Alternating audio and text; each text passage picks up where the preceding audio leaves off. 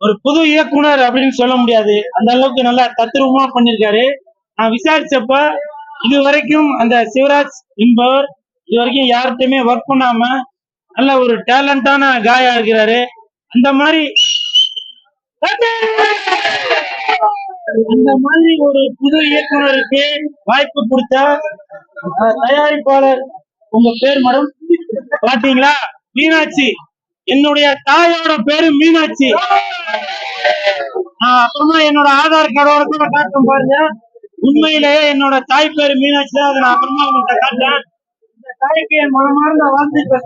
ஏன்னா இந்த மாதிரி புது புது இயக்குநர்களை உருவாக்குறதுக்கு இந்த மாதிரி ஒரு தயாரிப்பாளர்கள் கண்டிப்பாக முன்ன வர வேணும்.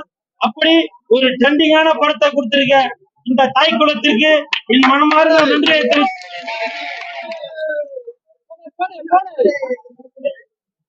மகன் சார்பாக தாய்க்கு இந்த மாலை. வாழ்த்துக்கள் வாழ்த்துக்கள். அதே மாதிரி என் நண்பன் சந்தானம் அவர்கள் நடித்த இங்கே நான் தான் கிங்கு அந்த படத்தில் கதாநாயகியாக நடித்த பிரியா லயா, அவங்கதான் இந்த ட்ரெண்டிங் படத்துல கதாநாயகியாக நடிச்சிருக்காங்க. வாழ்த்துக்கள்.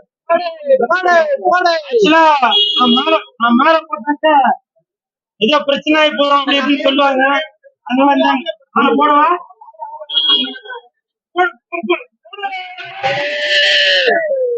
இவங்க பார்க்கும்போது படத்துல கதாநாயகியாக மட்டுமல்லாமல் படம் பார்க்கும்போது நம்மளுடைய காதலி, நம்மளுடைய மனைவி, நம்மளுடைய எதிர்விடு, நம்ம கூட படிச்சவங்க அப்படின்ற மாதிரி ஒரு யதார்த்தமாக மீரா என்கின்ற கதாபாத்திரத்தில் நடிச்சிருக்கீங்க. சூப்பர் சூப்பர், வாழ்த்துக்கள். அதே மாதிரி இந்த படத்தோட கதை என்னன்னு பாத்தீங்கன்னாக்கா ட்ரெண்டிங். இன்னைக்கு புருஷன் பொண்டாட்டி, சமீபத்துல கூட ஒரு புருஷன் பொண்டாட்டி ட்ரெண்டிங் ஆகி கார்லாம் வாங்கியிருந்தாங்க, பாத்திருப்பீங்க இல்லையா?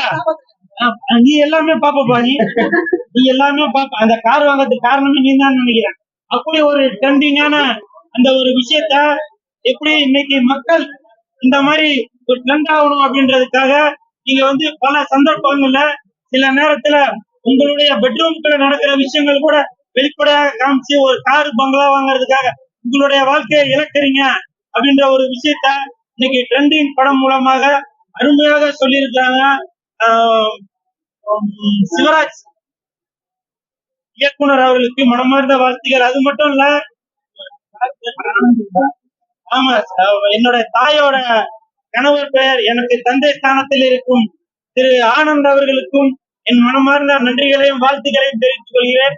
அப்புறம் படத்துல கதாநாயகனாக கலையரசன் எப்பா நீ கொலையரசனா இருப்பா, படத்துக்காக என்ன வேணா செய்யலாம்.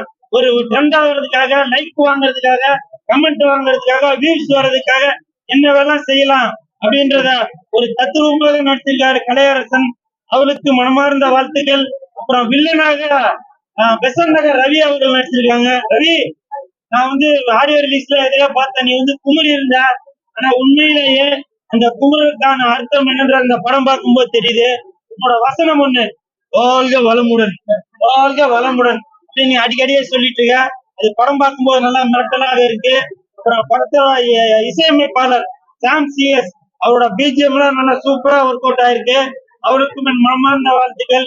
கேமராமேன் பேர் பிரவீன், கேமராமேன் பிரவீன்.